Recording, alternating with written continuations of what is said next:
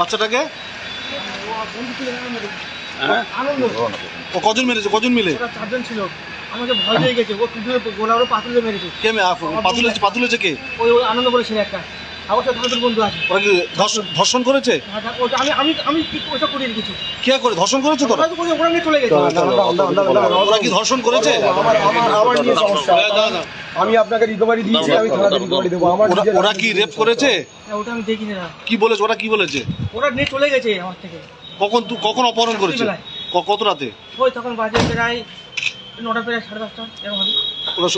ওরা কজন ছিল? যারা 4 জন ছিল। 4 জন ছিল। ওরা কি বললো যে? ভয় দিয়ে গেছে, বলে তোরে মেরে দেবো। কেন?